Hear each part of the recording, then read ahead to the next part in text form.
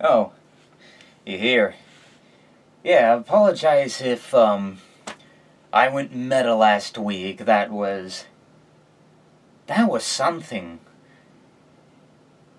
Hopefully, throughout the rest of the episodes, since we have 6 more episodes to go with this, hopefully I won't go full meta again. That was quite an experience.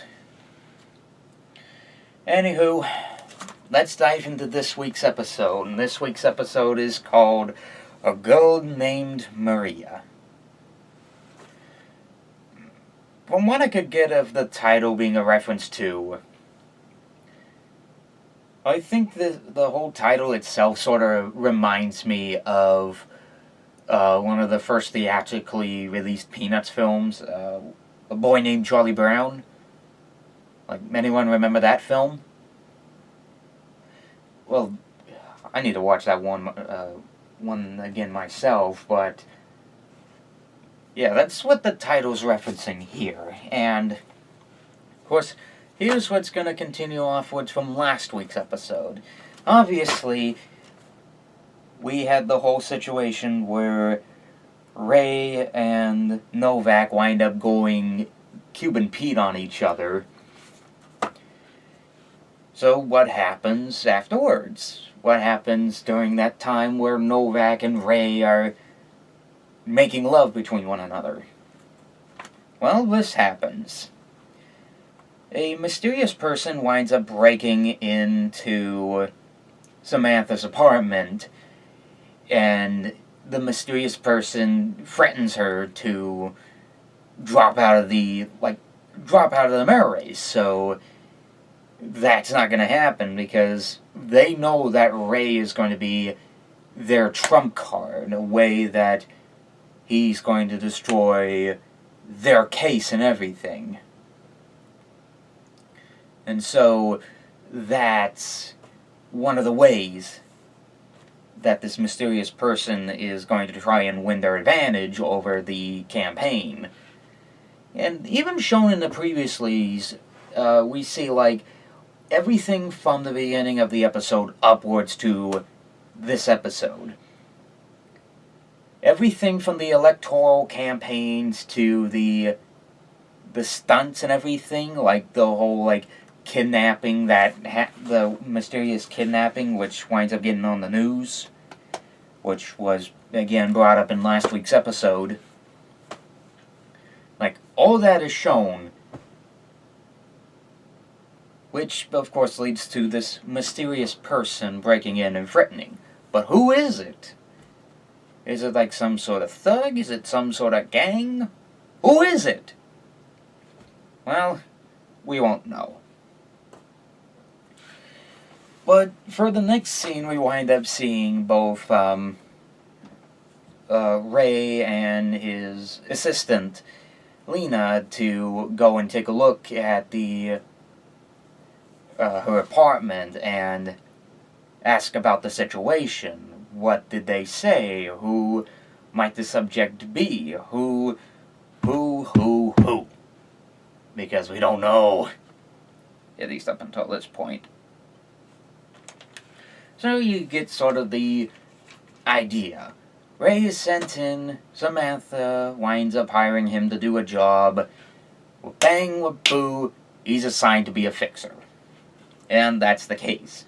And in this case, Ray is sent to work on the mysterious person that broke into Samantha's house and is threatening to have her stop the Novak campaign. And that's where it goes. We won't know what continues onwards for now, but the next scene, Terry winds up calling Bridget over to have her babysit Maria while Terry goes off to the fight club. Because when it comes to Terry and fighting, you always think of Fight Club with him. That's what it is. It's an underground fight club. No rules, no, like, witnesses or medical people. It's just a bunch of people duking it out against one another. It's Fight Club, for Pete's sake. But the continuation of this whole ordeal, where does that all leave us? Well, how about for this one, we wind up finding out that Terry is actually using his Parkinson's, that little device that he had from the last season, which helps him to control it, is actually in some sort of way helping Terry out with the boxing matches, and even risking his own life on the line for the chance at fame and victory of his glory days, you know? But meanwhile, as we find that out, Ray is sent over to find out who the mysterious person was. And it took me a while to remember the name, but the man responsible for breaking in is a man named Fieri. And no, it's not the food guy. No relations to the name of this channel. You know, the Guy Fieri, the big food person. His name is just about all over the place on top of Food Network and just wherever you know it. Yeah, this Fieri is the one responsible for the threats to Samantha and Novak. So, Ray comes in, encounters him, and basically warns him not to do anything else or, you know, he'll kill him. Almost the same way as in the first season with when Mick got out of prison and arrived in L.A. Which, that was a good beginning for a show called Ray Donovan. Really good. Anywho, continuing and moving on. So essentially, Mickey winds up, or not, it's too far. Bridge winds up arriving and is left to figure out what to do with the little Maria. But of course, we do remember that she is Teresa's little child. So it's a big shocker to her to try and figure out, okay, how did she wind up getting all the way over from LA or Arizona or wherever to New York? How did this happen? But in turn, of course, she takes her in despite the fact that she has papers to do and has to find time to not only look after her but also to try and call Teresa back to retrieve the child once more. Which leads into Bunchy and Mickey's heist plan, which of course after Bunchy had dropped Maria over at Terry's boxing gym, which Terry has now dropped Maria over the bridge, and Bridge is now taking care of her, Mickey and Bunchy wind up setting their plan into motion, the heist, if you will. And while he's just sitting outside the church waiting for his cue to, you know, do the bus robbery, winds up coming across another priest, which offers him some, another gateway of some sort to probably some sort of comedy troupe or some sort of fame and fortune or whatever. We won't know till next week. But it could play a part. We don't know. But I guarantee you it may play a part. But anyways,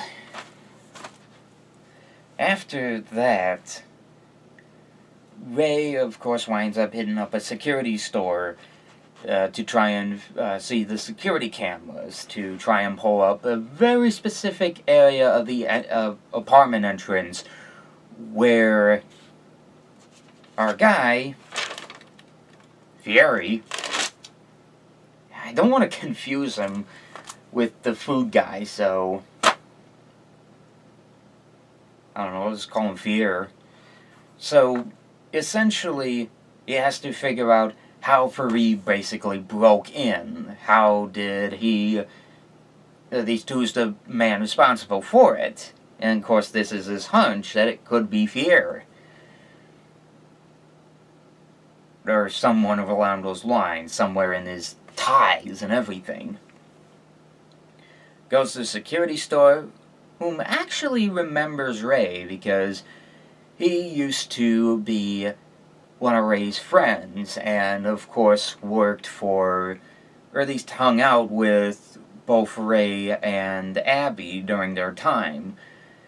And of course he runs a security store selling security cameras in New York. So why not bring this guy in? At least it gives Ray some sort of comfort into knowing he's not alone in the death of his wife.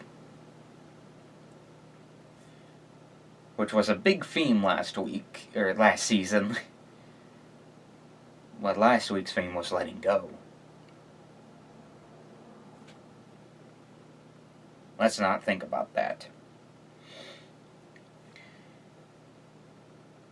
Of course, he hits up the place to try and get video on a security camera to try and figure out who broke into the apartment.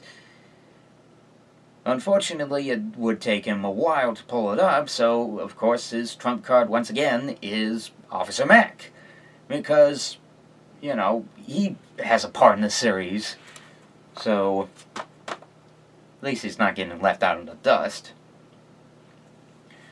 While all this happens, basically, the heist that both Mick and Bunchy were pulling off basically fails because of where they were at with their situation, especially seeing as how another man actually had a gun on him while the heist was happening.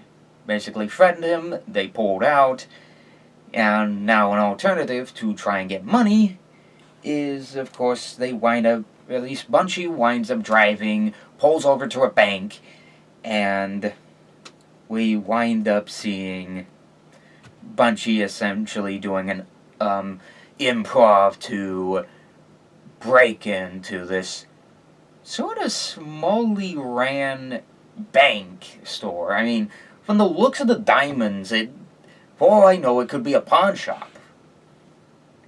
But let's just say for now it's a bank. Not a major one, just a small one. So they wind up stealing money from the place, they get away. They at least have some certain amount of money they have. What would that mean for Sandy? We will never know. For now, they at least wind up having some money in the end. So, at least they didn't go out with nothing. Except the purse they wind up stealing on the bus. Anywho, basically, Terry shows that, of course, with his little control over his Parkinson's, that he is able to be the strongest person possible. Which, of course, his friend, who's known as Big Easy, whenever I think of a name like that, I always keep thinking of Eazy-E from NWA. You know? Just probably me. But anyways, he winds up showing out that he is strong with even his Parkinson's As, of course, Eazy-E winds up finding out about his little disorder, which sort of pins him at a disadvantage, pins the both of them at a disadvantage, because Eazy-E here wants to take control over, like, the boxing gym, and how he has some sort of little bit of control over him, and how he's a bit in trouble with some of the people that run it, even their strongest fighters. And so, basically, he winds up telling them about an Eliminator challenge, which, again, will possibly play a role with inside Terry's story arc for this season. So he finds out about his Parkinson's, tells him about the elimination, and, Bunchy... So, Terry... So many names in this show. I'm glad I'm remembering these names, but remembering them is all too confusing because... Just move on! He's left to think about the thing, whether or not he wants to help in the elimination with his friend or not. And that's possibly it, and we won't know the answer till later. So, although Mac can't we wind up finding out later that although Mac can't access the security cameras from his workplace, the store shows otherwise. Which leads Ray into questioning, is Officer Mac lying to him? Why did he lie? As he arrives over, he just winds up subtly telling him that Ray can't be seen with anyone in the police department anymore. That is some deep, deep stuff that he's getting into. And he's just telling him, as a friend. That cliche. I'm telling you as a friend. You have to back down. You don't know what you're getting yourself into. That cliche. So yeah, Ray's left off. He winds up going to Samantha, telling him about the whole ordeal. We'll find out what happens later, but basically Ray is left to strategize what to do next. But, of course, this is where the big point of the episode is. Maria, yes. Episode 6, we haven't seen Teresa in a long while, so what happens to Maria in this? Well, Teresa winds up arriving in the boxing gym after Bridget winds up calling her, and both Terry's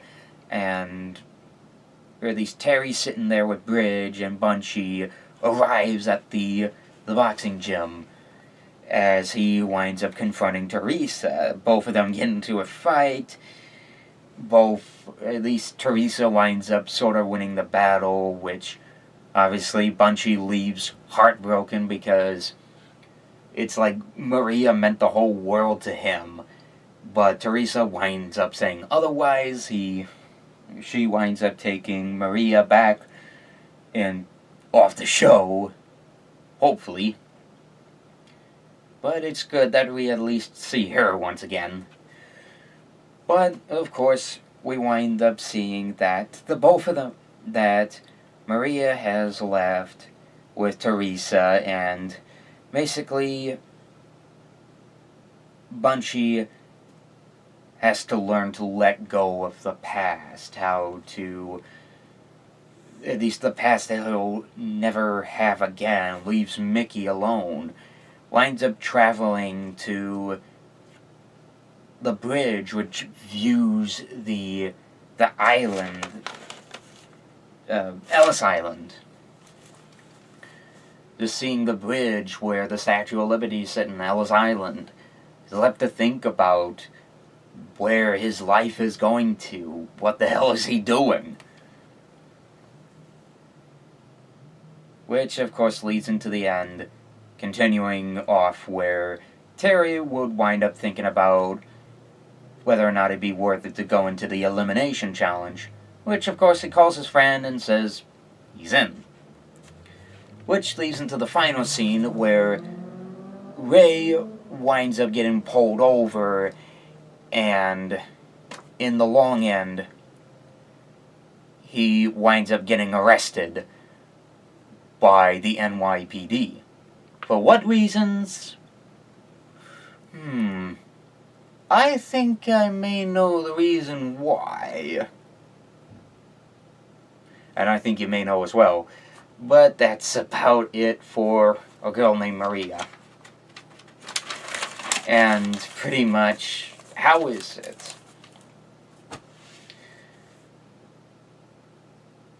Honestly, with this being the 6th episode of the show, I mean, we have 6 more episodes to go, because despite the fact that only Google, for some reason, says there's going to be 10 episodes, I still know there's going to be 12. So, we got 6 more episodes to go. So, what winds up happening in the end is, obviously, Ray is... We're possibly going to see Ray having to do something for the NYPD or something like that, or basically they just continue to beat him down, just force him to stay out of it. We don't know what's going to happen next week, unless you look at the preview on YouTube, but I'm not a cheater. But I do take a look at the full end credits just for a little sneak peek, because it is such a good storyline we got so far. But yeah, A Girl Named Maria. This suddenly has to be another great ordeal for Ray Donovan about,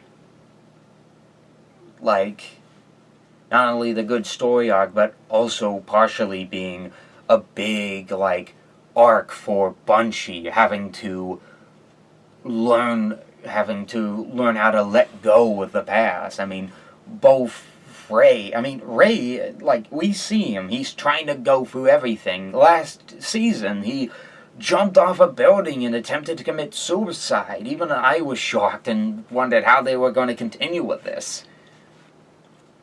Because it can't be Ray Donovan without Ray Donovan. But where does this lead? Now that Bunchy's sorta almost on the same line that Ray was in the last season. Well, who knows? Like, they did say in the snippet that he may turn himself in, or at least that's what he sort of says. So it gives me a hint that when he walks off, that shows to me that he's probably going to turn himself in. Because he just can't handle the stress anymore. He can't handle the way that life is. I mean, he got a divorce from Teresa. He was loosened from the child that he loves. It's tied in this big old turmoil that just Bunchy can't get himself out of. And it's just, it tears him to hearts. It crumples him and leaves nothing behind. A Girl Named Maria, but in general, what do I think of it? A very, probably good episode. Not only for Bunchy's story arc, but also for what we could say is the Terry and Ray story arc. Because the never-ending story arc of Ray Donovan is just getting warmed up. But yeah, Girl Named Maria, full approval. But what did you think about A Girl Named Maria? So, yeah. I liked it, but what are your thoughts on the episode? What do you look forward to it if you're even seeing this video? But I will see you guys next week, and hope to see you guys next time for the new Ray Donovan video. And I just realized something. I am coming close to 600 videos. Never thought of that, but I'm getting there. And it's like, a whole year has passed by, and yet I have nearly that many amount of videos on here. Like, what happened to my counter? What happened to the videos I up? Like, what happened to the videos I uploaded? Like, wow. That is something. Anywho, what are your thoughts on it? And I will see you guys next week for a new Ray Donovan episode. So, see ya then, and now that I ain't in that insane meta mood, let's transition over to the end slate.